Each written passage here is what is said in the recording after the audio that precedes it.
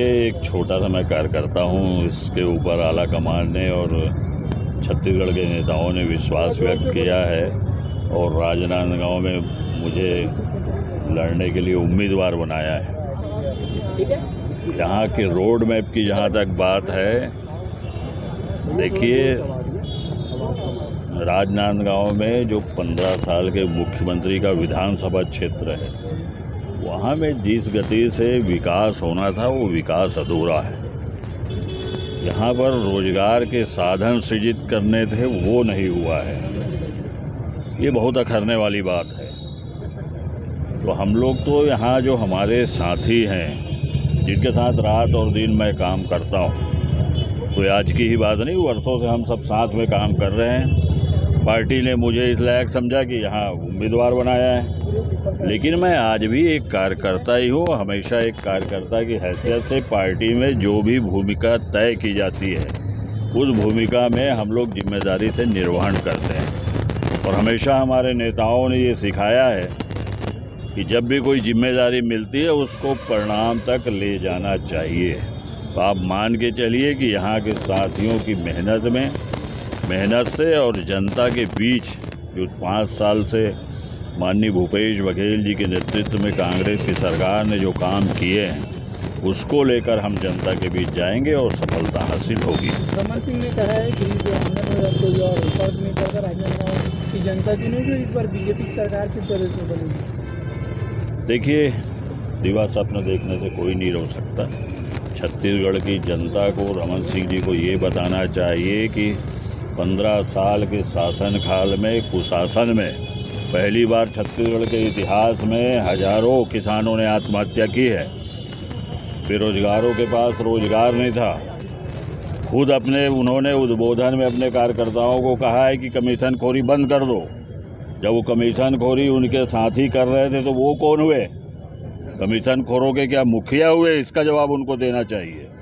जहाँ तक किसानों को छलने की बात है, रमन सिंह ने लगातार किसानों के बोनस को दबाया, लगातार किसानों के साथ छल किया। 2100 रुपया और 300 रुपया बोनस देने की बात उन्होंने की, आज तक उसका पता नहीं है, इसीलिए जनता ने उन्हें नकारा है।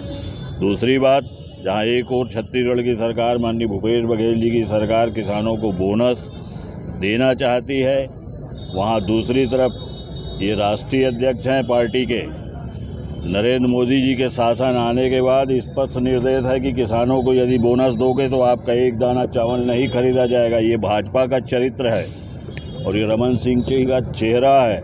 किस मुंह से ये बात कर रहे हैं? गिरीश देवांगन एक पार्टी का कार्यकर्ता पर है। गिरीश देवांगन के पास पंजा का निशान है। पंजा के निशान के यहाँ हजारों लाखों कार्यकर्ता हैं, वो उनको पटक नहीं देंगे, ये समय बताएगा। कल अमित शाह जी आ रहे हैं यहाँ राजनांदगांव में और आपके यहीं से आप भी लड़ रहे हैं, तो अमित शाह जी को कोई मैसेज देना चाहेंगे क्या? देखिए, ये चुनावी प्रक्रिया में बहुत सारे हमारे वरिष्ठ लोग, देश के अलग अलग पार्टी के वरिष्ठ लोग आते रहते हैं। ये एक प्रक्रिया है। आपके टिकट मिलने के बाद इस्तीफे का दौर जारी है, सोशल मीडिया में इस्तीफे का दौर जारी है, बाहरी प्रत्याशी की भी चर्चा हो रही है। बाहरी प्रत्याशी देखिए, मैं ये भी सुना हूँ कि रमन सिंह जी भी इस चीज़ को बोल रहे हैं, कई लोग बोल रहे हैं। मैं तो लगातार बचपन से यहाँ आ रहा हूँ, मैं राजनांदगांव का भांजा हूँ, लगातार साथियों के साथ काम कर रहा हूँ। मेरी कहीं कोई मंशा नहीं थी, लेकिन पार्टी ने, आला कमान ने तय किया है तो वो जवाबदारी मैं निभाऊंगा। मैं कहाँ से बाहरी हो गया? सभी साथी हम लोग एक दूसरे जुड़े हुए हैं, एक परिवार के सदस्य हैं। कांग्रेस पार्टी एक परिवार है जिसके हम लोग सदस्य हैं, जिसमें कोई बाहरी नहीं होता है। जिस प्रकार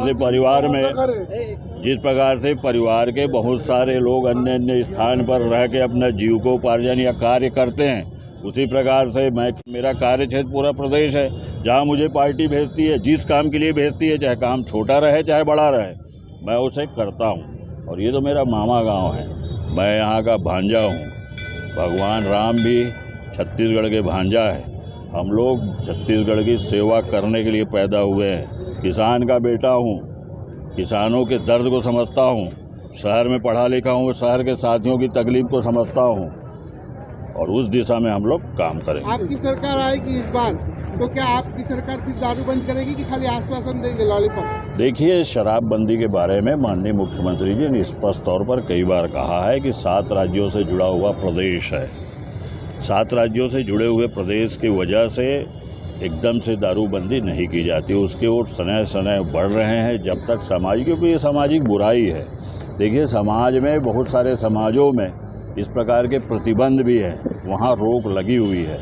जब तक सामाजिक संगठन में जागरूकता नहीं आएगी, विभिन्न यहाँ जो हमारे धार्मिक सांस्कृतिक कार्यक्रम है, हम लोग की जो जीवन शैली है, उसमें भी इस प्रकार की आवश्यकता रहती है, उन सबको समझते हुए कदम उठाया जाएगा। माननीय मुख्यमंत्री जी ने कहा है किसी की मौत के एवज में मैं शराबबंदी करूं और किसी की जान जाए, ऐसा काम मैं नहीं करूंगा। इसमें नशा मुक्ति केंद्र और विभिन्न प्रकार के काम करने की तैयारी है।